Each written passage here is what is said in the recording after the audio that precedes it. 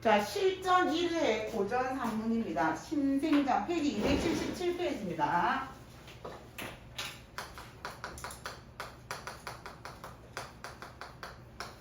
자, 제목을 딱 보시면 이거 수능 기출작입니다. 2004년도의 기출작입니다. 제목을 보시면 신생이잖아요. 신생이 미스터 신이잖아. 맞죠? 그러면 신도령이 얘가 지금 주인공인 거야. 남주가 신생이야. 얘나. 자, 그런데 고전 소설의 기본적인 결말은 뭐냐면 해피엔딩입니다. 이 패턴이죠. 그런데 얘는 운영전과 더불어서 제일 처음 포인트가 뭐냐? 비극적 결말이에요. 끝날 때 겁나 슬프게 끝나. 자, 비극적 결말이라 이렇게 비극적 결말이 고전소설 대표적인 게 운영전하고 신생전인데 운영전도 수능에 나왔고 신생전도 나왔습니다. 이해나? 자, 러브 스토리인데 남주가 주인공이면서 러브 스토리예요. 애정 소설입니다. 근데 저는 이 남주 극혐합니다. 정말로. 자, 왜냐하면 맨 처음에 이 신생은 신도령이니까 양반집 자제야. 종로에 소강 통로라는 데 막 가는데 놀러 갔어. 뭐 인근에 행장 들어간다고. 근데 그때 눈에 딱 띄는 어떤 여종이 보자기 같은 걸 들쳐서 다른 이제 사람을 이렇게 이렇게 업고 있었던 거야. 근데 가만히 보니까 그 보자기 밑으로 예쁜 꽃신이 보여서 저는 여자가 들어갔다 했어. 근데 그러니까 종이 그 위에 상점을 업고 가고 있었거든. 근데 갑자기 바람이 싹 불어요. 사람을 보면서 보자기가 싹 날립니다. 그리고 안에 있는 여자를 봤지. 너무너무 예쁜 거야. 그래서 심생이 뿅 갑니다. 그리고 그 여자도 딱 그 남자를 심생을 보는 거야. 그리고 나서 남자가 여자를 쫓아갑니다. 진짜 겁나 스토커예요, 심생은. 쫓아막 가. 근데 사라졌어. 어디서 쑥 들어갔어.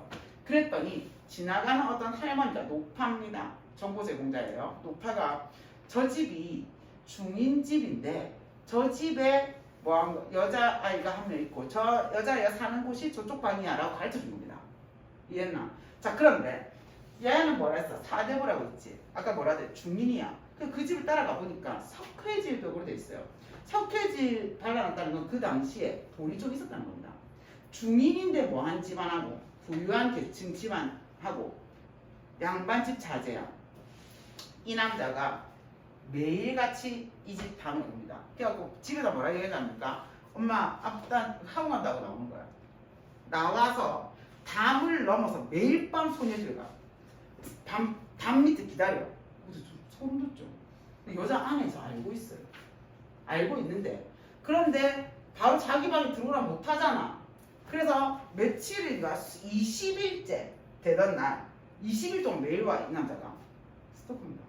매일 와서 그러면 안 돼. 철컹철컹 해 얘들아. 알지? 그러면 안 돼. 자, 그래서 20일 동안 갔거든. 갔는데 20일째 되는 날 밤 여자가 종들을 물리고 남자를 만나러 나갑니다. 그래서 제가 문을 열어 드릴 테니 저 앞으로 오세요 하고, 그리고 거짓말을 하고 여자가 남자 돌려보내려고, 그리고 커다란 자물쇠로 일부러 소리 나게 탁 닫아요. 단념시키려고. 나 심생이 속은 게 분하지만 얼굴 봐서 너무 좋아. 다시 10일 동안 또 와. 스토커죠. 그래서 10일째 된 날 밤 이제 여자도 안에서 잠을 못 자고 계속 뒤척이거든. 10일째 된 날 밤 이제 정말 결단합니다. 이 남자를 받아들이기로. 그래서 어떻게 하냐? 엄마 아빠 그러니까 들어오라 하고 그 다음에 부모님까지 다 데려와. 4명이 앉아 있는 거야. 4명 앉아서 자, 엄마 아빠 이 남자가 이렇게 내를 맨날 찾아오는데 이렇게 하면 너무 소문도 안 좋게 날 것 같고 나도 좋아하니까 우리 이대로 결혼하게 해주세요 라고 얘기합니다. 이해했죠? 그래서 둘의 사랑이 이루어져 처음에. 근데 이루어지는데 포인트 뭐냐? 여자 집안에서 옷도 해주고 막 해주고 하거든. 근데 심생이 자기 집 일을 안 해. 못하는 거야. 왜? 무슨 차이 때문에? 신분 차이. 이거 혼사장애 모티프라고 하거든요. 혼사장애가 원인이 뭐라고? 신분 차이인 거야. 근데 이 남자가 내가 개그표를 했더니 이겁니다. 자, 양반 남자하고 양반의 자제하고 그 다음에 양반 남자하고 그 다음에 누구냐? 중인의 여자잖아. 근데 이 남자가 자기 집에 결혼해서 사실 일을 안 해. 이 여자는 한 번도 거를 본 적이 없어. 근데 얘는 아직 공부 중이야. 과거에 급제하지 못했어. 그래서 어떻게 할게? 아빠가 가보니까 아들 이놈이 공부하라고 하고 보는데 딴짓하는 것 같은 거야. 안 되겠다. 기숙하고 입자. 사내. 얘나 그 사이에 어느 날 누군가가 편지를 한 통, 한글로 된 편지를 한 통 줘. 누가 썼어? 여자가 쓴 거. 이손. 보니까 이 심생이 떠난 뒤 여자가 상사병이 난 거야. 그래서 제가 이제 목 살 날이 얼마 안 남은 것 같아요, 서방님. 근데 제가 한이 되는 게 하나는 시댁 가서 그러니까 시댁 가서 그 밥해드리지 못한 거. 그러니까 자기가 시댁에 가지 못한 거. 당신의 뭐로 죽어서도 너거집 가문에 들어가서 그 묻힐 수가 없는 거. 이런 것들 전부 다 한이 된다고 합니다. 그럼 편지 써놓고 그 부분 여러분 지금 없어요. 작년에 나왔던 부분이야. 펑펑 이제 그 편지를 받고 심생이 울거든. 이미 여자가 죽은데도 편지가 도착한 거야. 근데 이 사랑이 했지만 안 됐잖아. 그리고 여자 죽어. 남자도 심생도 공부해서 무관이 되지만 몇 해 안 돼서 죽어. 두 인물이 둘 다 죽음으로 끝나니까 무슨 결말? 비극적 결말이에요. 이해했습니까? 자, 심생전 위에다가 별표 치고 연정소설이고 비극적 결말이라고 적으세요. 자, 근데 여자가 이렇게 안 될 줄 알았지만 자기가 적극적으로 그 남자를 받아들이는 자세는 주체적 의지가 들어갑니다. 자, 곧장부터 갑니다. 277페이지입니다. 곧장 뒤따라갔으나 소공주동 홍산문 안에 이르러 소녀는 어느 집 중문으로 들어가 버렸다. 심생은 멍하니 뭔가 잃어버린 듯이 한참 서성였다.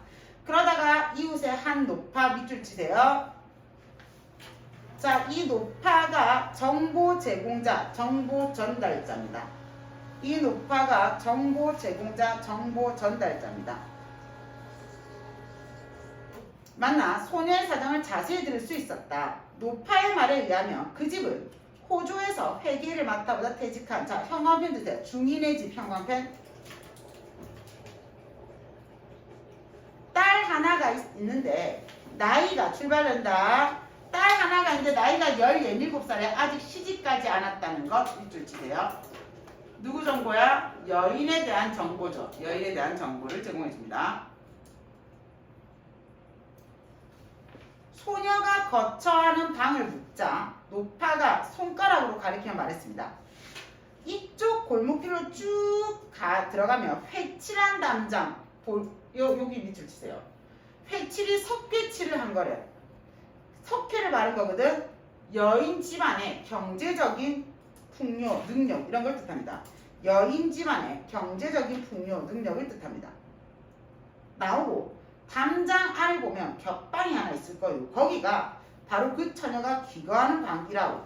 심생은 잘 기억해 두었다. 왜? 찾아가려고.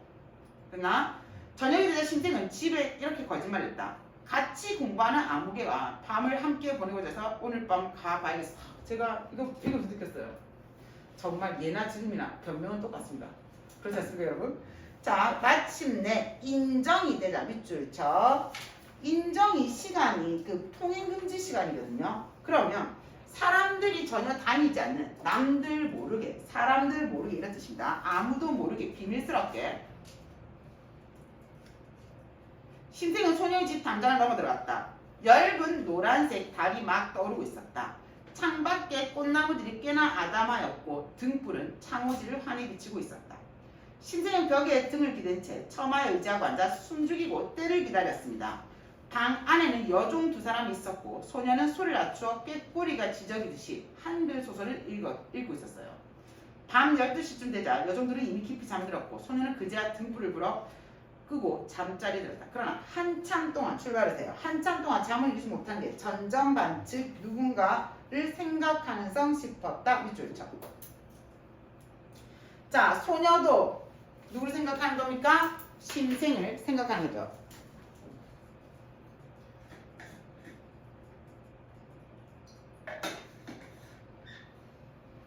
자, 그러면서 심생은 감히 잠자지도 못하고 또 감히 소리내지도 못하며 그대로 앉아있다가 하루 종일 울자 다시 잠자는 기어 넘어 밖으로 나왔다. 심생은 이때부터 이 일이 습관처럼 되어 날이 저물면 소녀의 집에 갔다가 새벽녘에야 집으로 돌아온 일을 되풀이했어.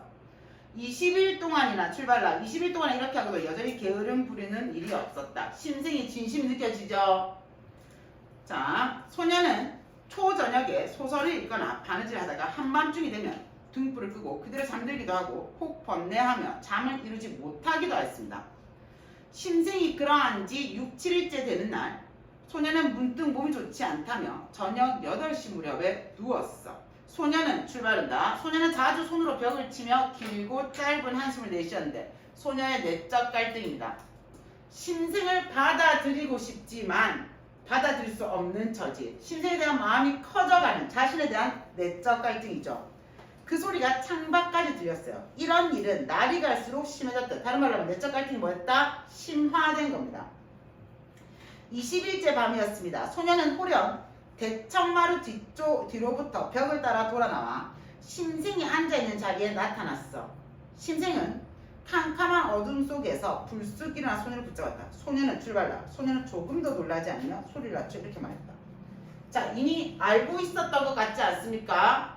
소녀는 심생이 오는지 알고 있었던 겁니다. 소녀는 심생이 오는지 알고 있었습니다.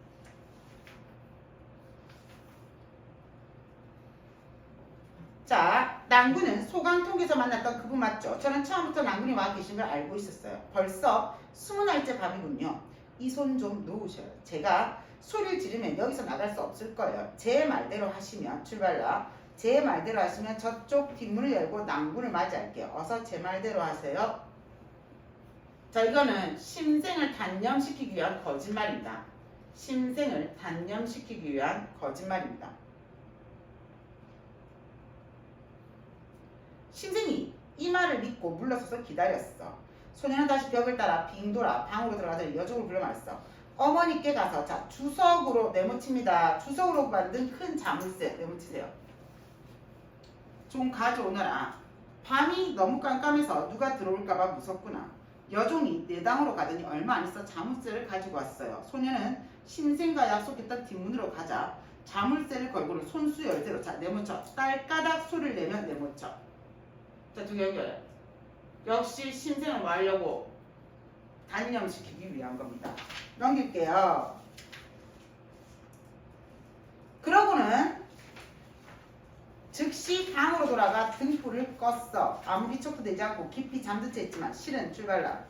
실은 잠자지 않고 있었대요. 여인에 대한 심생의 사랑 마음입니다. 사랑이 커져가고 있어요. 여인에 대한 심생의 사랑이 커져가고 있습니다. 심생은 속은 것이 분하면서도 그나마 얼굴이라도 한번 보게 된 것을 다행스럽게 여겼다. 그날도 잠긴 문 앞에서 밤을 새우고 새벽에 돌아갔다. 심생은 보세요. 이튿날도 가고 그 이튿날도 갔다. 그러나 감히 잠긴 문을 열어달라고는 하지 못했어. 비 오는 날이면 비옷을 입고 갔고 옷 자라졌는 것 좀 어느 정도면 스토커 진짜 완전 상입니다. 이렇게 또 열흘이 지났어요. 30일째 됐습니다. 한밤중이었다. 온 집안이 모두 달게 잠들었고 소녀 또한 등불을 끈 지 오래였어. 그런데 소녀가 갑자기 벌떡 일어나더니 여종에게 불을 켜라 이러고 이렇게 말했어. 너희들 출발라. 오늘은 내 당에 가서 자거라. 누구를 들이려고? 심생을 방에 들이기 위함입니다. 심생을 방에 들이려고요. 두 여종이 문을 나서자 소녀는 벽 위에서 열쇠를 가져다가 자물쇠를 풀더니 뒷문을 활짝 열고 심생을 불렀다. 낭군님 방으로 들어오세요. 심생은 생각해볼 겨를도 없이 어느새 몸이 먼저 방에 들어왔어.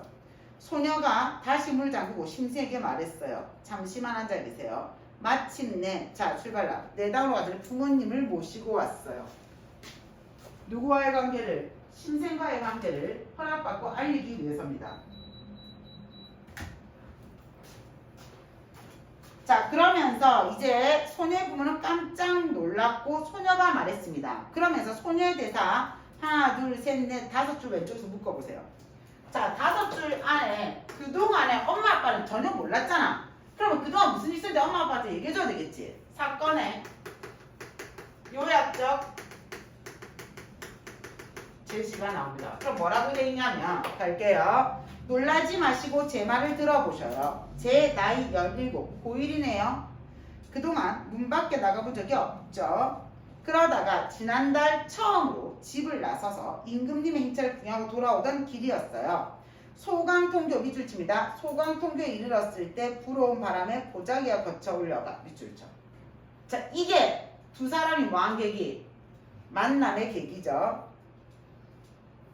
마침 초립을 쓴 낭군 한 분과 얼굴을 마주치게 되었죠. 그게 누굽니까? 미스터 심생입니다. 그날 밤부터 그분이 매일 밤 오셔서 뒷문 아래 숨어 기다리신 게 오늘로 이미 30일 되었네요. 비가 와도 오고 추워도 오고 문을 잠가 거절해도 또한 오셨어요. 제가 이리저리 요량해 본 지 이미 오래되었답니다. 만일, 자, 가로 열어봐. 만일 소문이 밖에 퍼져서 이웃에서 알게 되었다 쳐보세요. 저녁에 들어와 새벽에 나가니 누군들 낭군이 그저 창밖에 벽에 기대 있다고만 여기겠어요? 가로다. 자신은 아무것도 안 했어. 그런데 뭐 할 수 있어? 오해받을 수 있다 이 말이지. 자신이 결벽해도 오해를 받을 수 있는 상황이라는 뜻입니다. 오해를 받을 수 있다는 거죠. 자, 그리고 이런 조선시대에는 여자의 행실이 이렇다고 한 번 소문하면 끝이잖아. 이런 느낌이야. 그래서 자, 실제로는 아무 일도 없었지만 저는 추악한 일을 뒤집어 써서 계획에 물린 껌 신세 출발하세요. 계획에 물린 껌은 평판이 안 좋은 사람이겠죠. 평판이 안 좋은 사람이겠죠. 될 수도 있습니다. 되고 마는 거죠. 자, 저분은 형광펜 바르세요.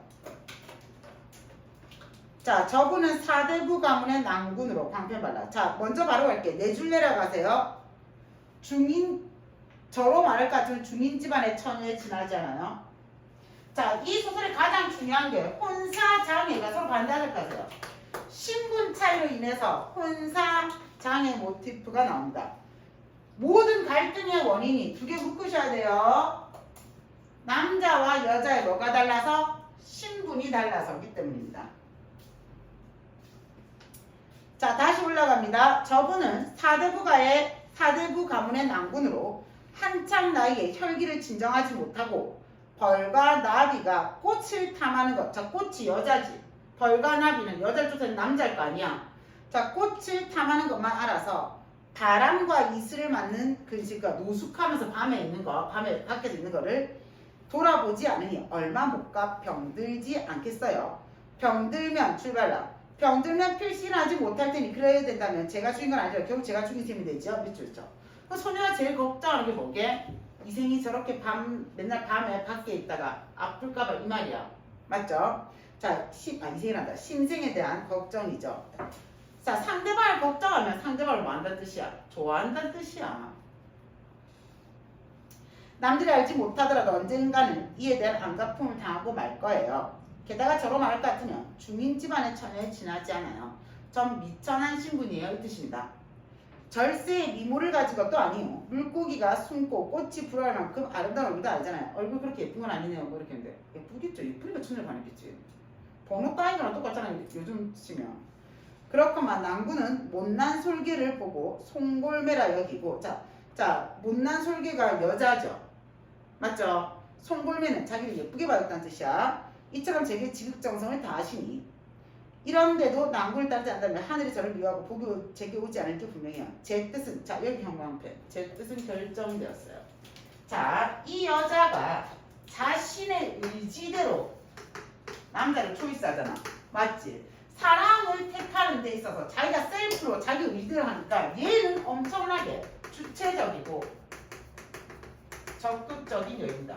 조금 있다가 갈래복합 잠시 할 건데 선은 복사해줄게 이거는. 자, 거기에도 똑같은 내용이 나올 거거든요. 조선 후기 되면 여자들도 자신의 목소리를 내게 되는 겁니다. 이번에 했던 채봉감돌고 했죠. 맞죠? 전부 다 같은 맥락입니다. 아버지, 어머니도 걱정 마셔요. 부모님은 늙어가신데 자식이라고는 저 하나뿐이니 사일마다 그 사이가 살아계실 적에 봉양을 다하고 돌아가신 뒤에 제사를 모셔준다면 더 바랄 게 뭐 있겠어요. 일이 어쩌다 이렇게 되고 말았지만 이것도 하늘의 뜻입니다. 더 말을 뭐 하겠어요. 허락해주세요. 전 이렇게 할 거예요. 이 뜻입니다. 전 이 결혼 반대입니다. 자, 여러분 옆에 뒤에 문제 푸세요.